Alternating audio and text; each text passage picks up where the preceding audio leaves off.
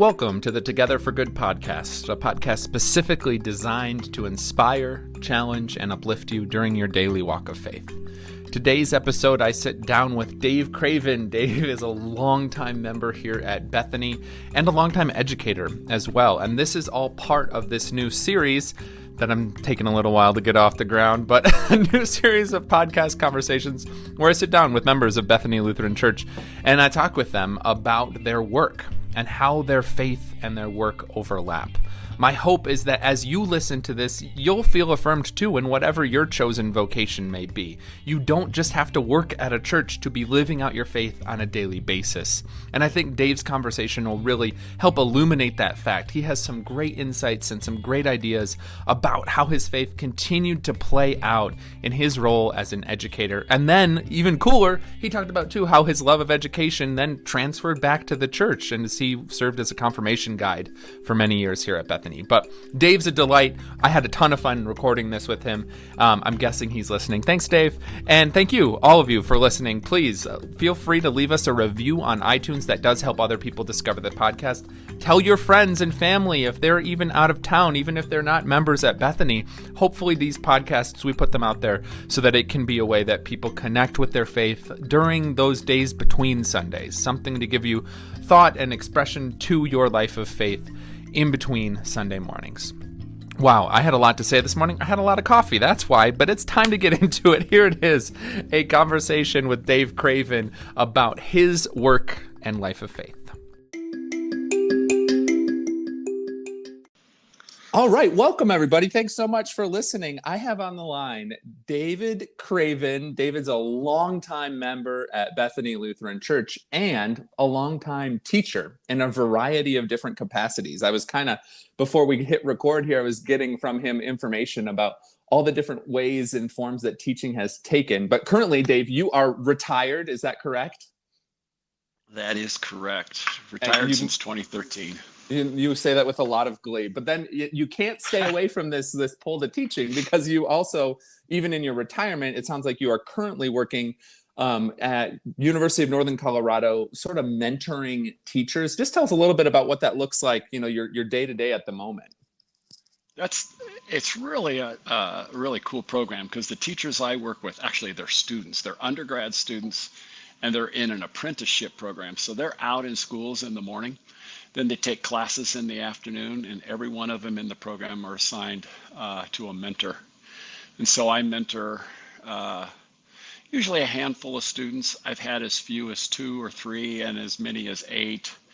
But I just work with them from the time they come into the program until the time they go through all their student teaching until they graduate. Yeah, and you are well qualified to mentor these future teachers because you yourself were a teacher in the Cherry Creek School District for 34 years, correct? 34 years, yeah. Yeah, that's a long time. That's a really long time. That is. I don't want to embarrass you, but I'm only 35 years old, so I can really wrap my mind around that. Yeah.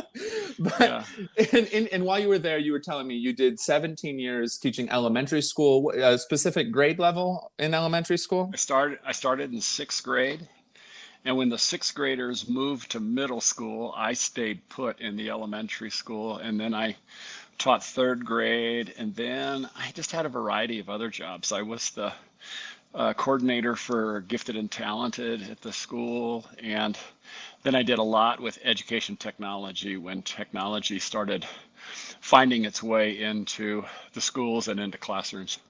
All right. I mean, well, so what I'm noticing here, though, like a current, teaching has been your life, it sounds like, and it continues to be so. You get to now kind of share your passion and love and wisdom from those 34 years of teaching with this next generation of teachers as you kind of mentor and help prepare them.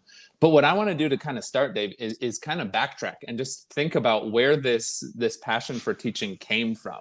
So as you kind of think back all the way to when you're a kid, is there a certain time when this thought of, hey, maybe I would want to be a teacher sort of bubbled up in your consciousness? I know exactly when it happened. Excellent. It happened at freshman orientation at Miami University when I went down like a few days early before classes started. And I had no idea what I wanted to do. And I was sitting in a lecture hall in McGuffey Hall, named after McGuffey Readers guy. And I know. And he says to this group, if you're a man and you like children and you have any uh, experience working with kids and would like to have a really solid, rewarding career, you should consider a career in elementary education. And and I had done stuff. I go, yeah. So I had done stuff before. I'd worked with small groups of kids at our church. There was a woman at our church that had did a summer program, and I would go over periodically when I was in high school and take my guitar and I would sing with some of the kids and stuff. And I liked being with kids, but I just never really thought about what I wanted to do. And that was the time when I said, yeah. And it was really kind of a flashpoint for me. It was like, okay, you're going to be a teacher. And I remember going home and telling my mom I'm going to be a teacher. She says, that's a noble career. You're not going to make any money, but go, but go get them, I said, okay. Wow. So, and Yeah. up to that point, I mean, it's really funny too, because it could have gone, I mean, who knows what else that person could have said to you, and you could have ended up as a lawyer or something. No, there's no chance. But I mean, help us trace too. That's fascinating, because a lot of people, no, most people don't have like a flashpoint moment like that. But in the same sense, even in you describing that, we're hearing that there were little, breadcrumbs kind of laid along the way that led you to that point. You mentioned it briefly. You helped out with, kid stuff at your church growing up. Were there other pieces, even as you were younger, where you were kind of in, an elementary education sort of environment? Not really. Not really. I really think that most of my interactions with working with groups of kids on being a kid myself was either through stuff I did at church, stuff I did in Boy Scouts. But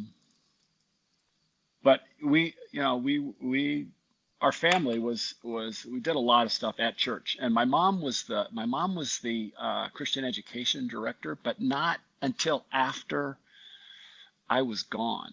Oh, And wow. so but she was really involved in stuff at our church. My dad was really involved in scouts. So there was things that I think were kind of connecting me and leading me. But I just remember that whole thing at freshman orientation in college that really just kind of was oh, okay. It just kind of all came into focus. Yeah, it's so neat how that works sometimes in our life, where it does feel like all the pieces just fall into place. The way I like to think about it is that God is kind of in the process of pulling us into the future, right? Like God kind of already knows how all these things are going to fit together, and it's just kind of like dragging us along to get us to that moment where we see how all these, strange things that happened before kind of fit. Obviously, it doesn't work that way for everybody all the time, but I find that to be a helpful image just as I consider, my own strange storied path to the career I'm in now.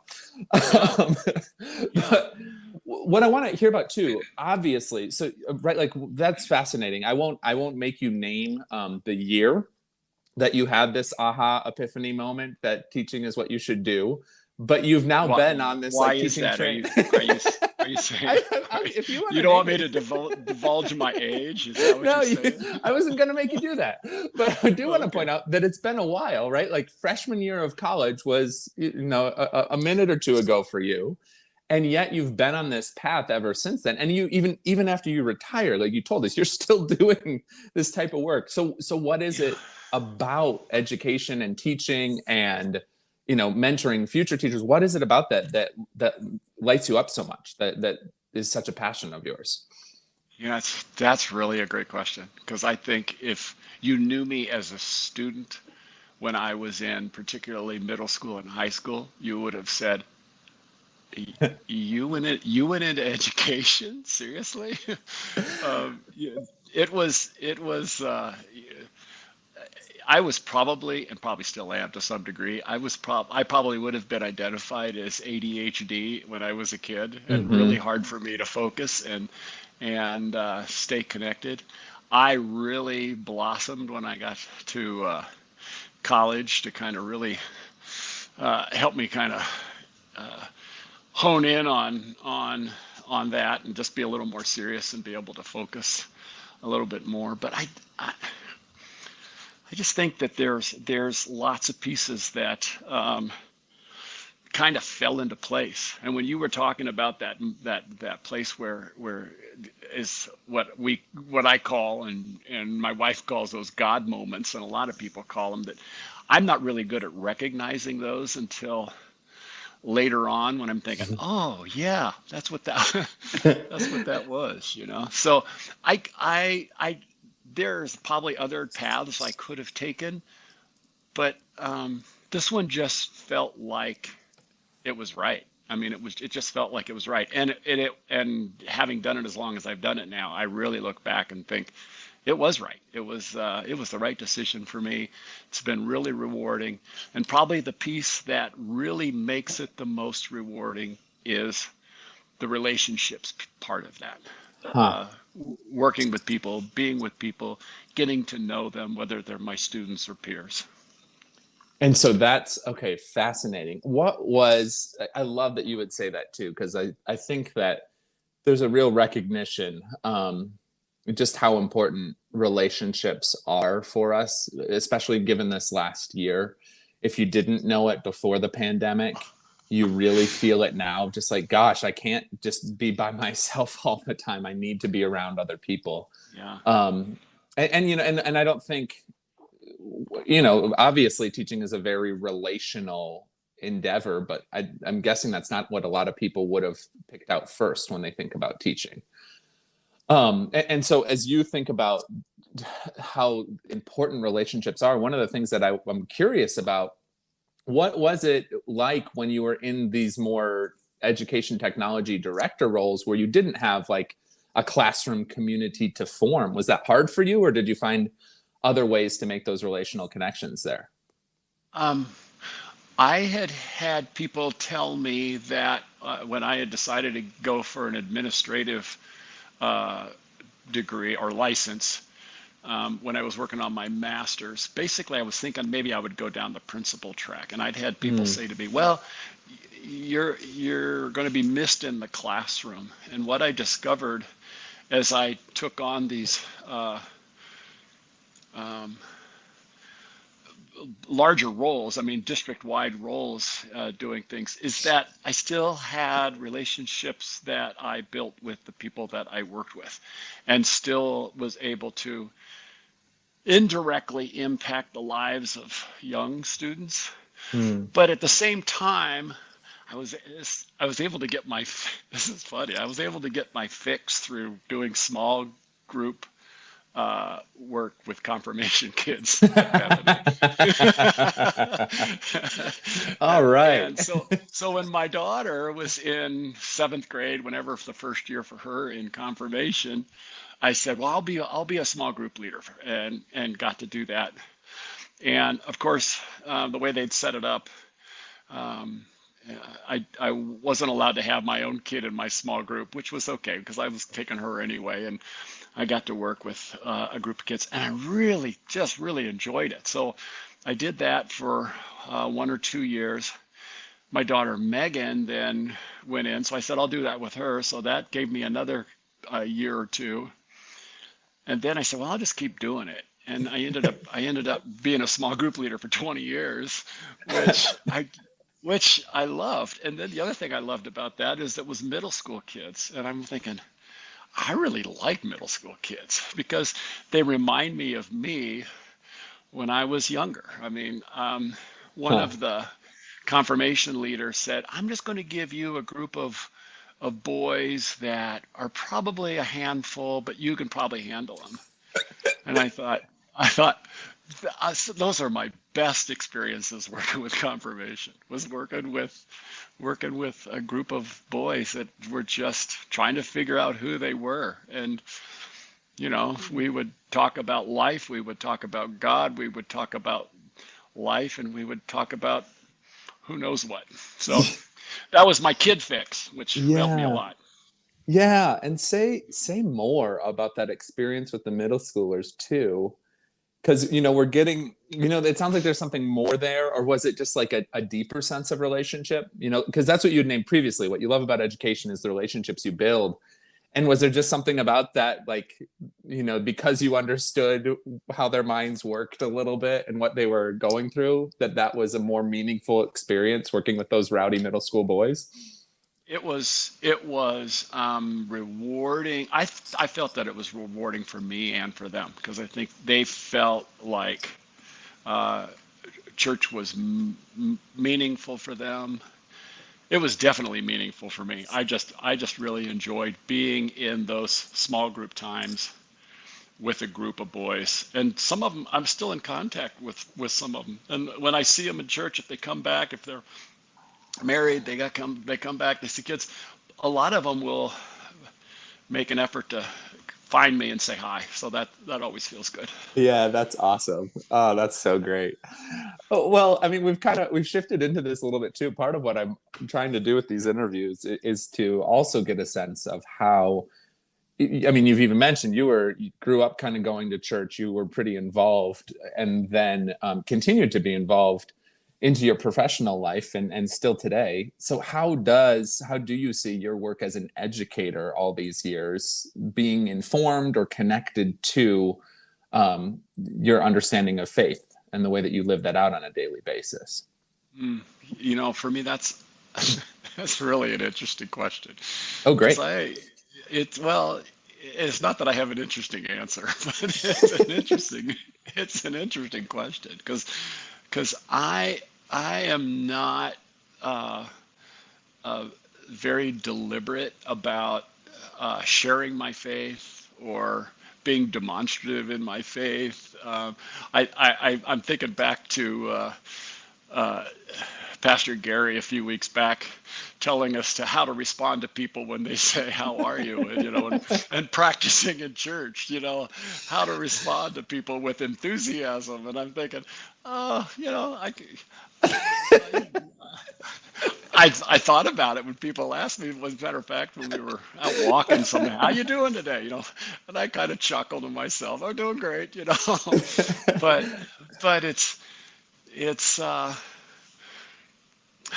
yeah, I just think for me it's more my faith comes into play more as just knowing that it's a comfort thing for me knowing that God is there, Hmm. that I have this relationship with God in a way that there's a there's His presence with me, and it's just like okay, it's this feeling of comfort. It's this feeling of um, yeah, just knowing that He's there. So that way, when I do look back and I think of those God moments, I think, oh yeah, that was God.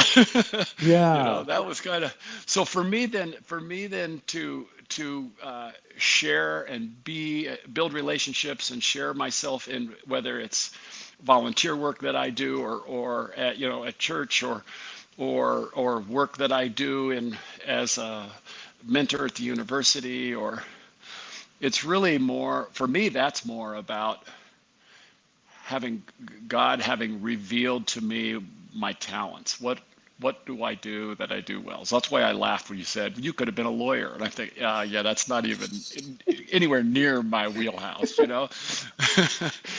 But when I think about things like working with kids, yep, I do that, and I can do that, and I feel good about being able to do that and do it well.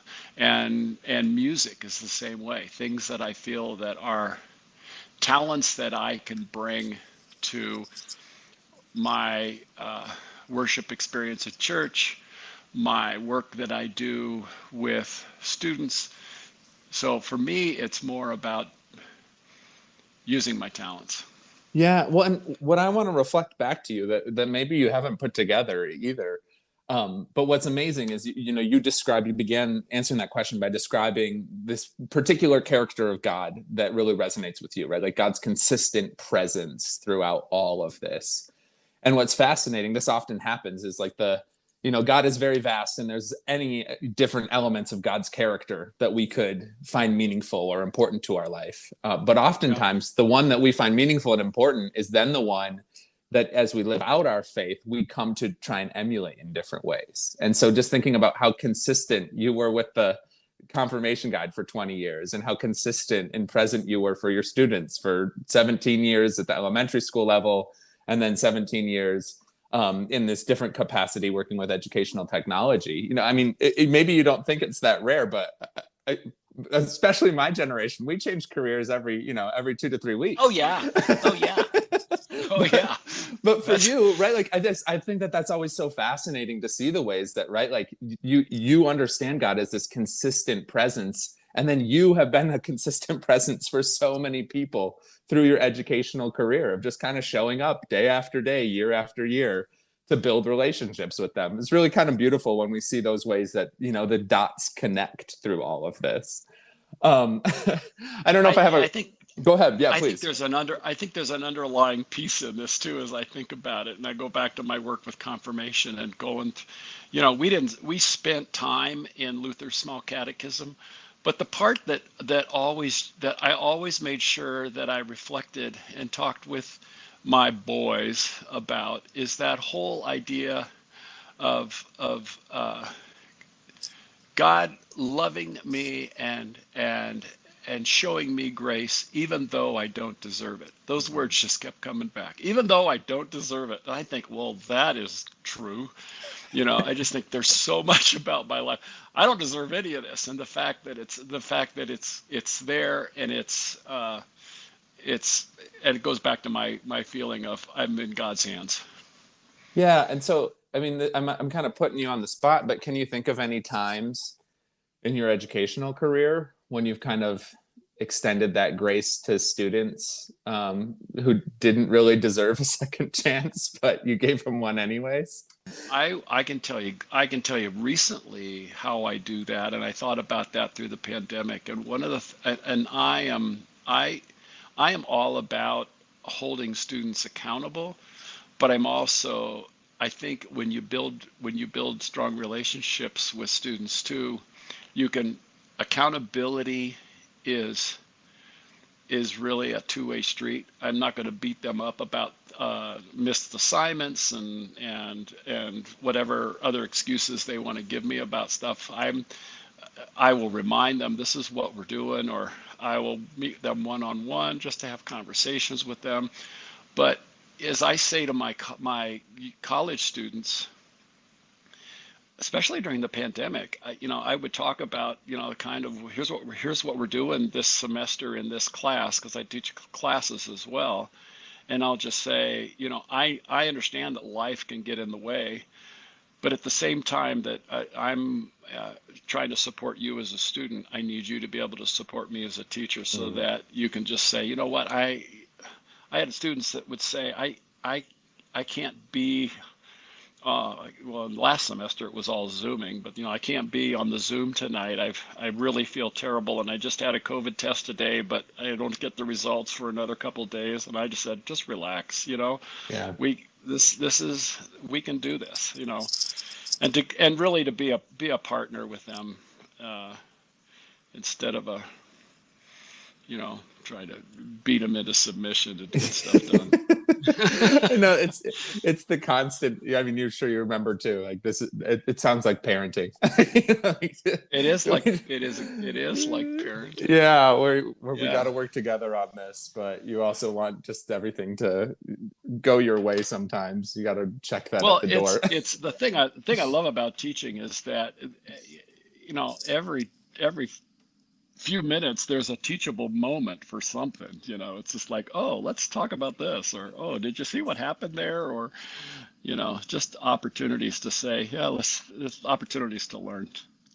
Yeah, well said. Opportunities to learn, and it's in my experience as well. What's awesome about everything you're describing, so many parallels to a life of faith too, and just that, I'm constantly learning more about God, learning more about what it means to live that faith out on a day-to-day basis, constant Yeah. moments to be instructed and to learn from other people too, and how they live out their faith as well. It's kind of fascinating, all these parallels. The part I wanted to go back to too, I was thinking about how you were saying, like you have that great statement you make to your students, like, I'm going to work with you on these weird situations, but I need you to work with me as well.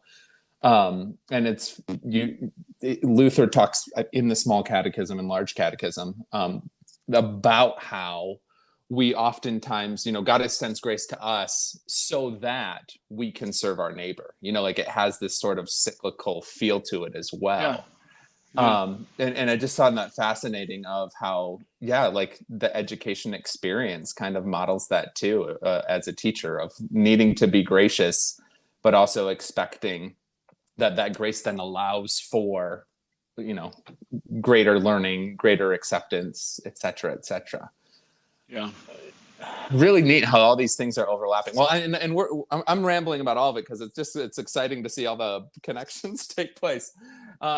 As you think about all this though, Dave, can you, and you look back at, all that you've done in your life, is there anything in particular that you're particularly proud of, as you think about your experience as a teacher all these years? Um, it, Not like that aha moment that I had when I was deciding to be a teacher. But I just think about in general, if someone were to ask me, do you have any regrets about your career Okay. path or how things have shaped, I would say absolutely none. There are so many fond memories of that work. Um, and Through my career and what I'm doing now, and the other piece that we haven't talked about much, but is so important for what I do is the whole music piece that, Yeah. playing guitar, and so, bringing that and being part of those uh, choirs and the work. If someone at church says, "Hey, we need a guitar to fill in with this choir or whatever, can you join us?" If I'm open, I am so happy to do that.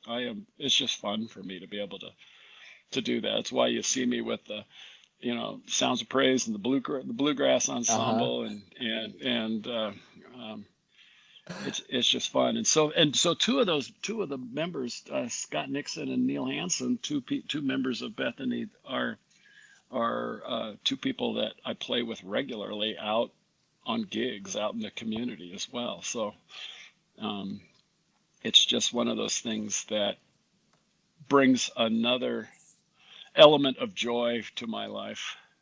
Yeah, and it sounds like with all this, Dave, as I'm hearing you speak, like you just have a real deep appreciation, um, for what you get to do every single day, for for the gifts that God's kind of placed in your hands, and then the Yeah. different ways that you get to use them. And it's just really refreshing. I think a lot of people run through life trying to figure out what they need to do in order to find the magic, to be happy, quote unquote, or whatever it is. Yeah.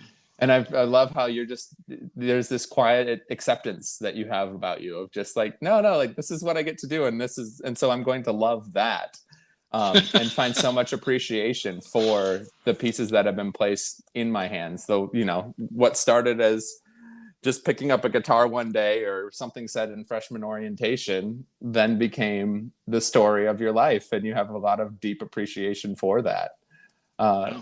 yeah, thanks for that. I mean, that's just really refreshing because it's not always the way that, people feel about things.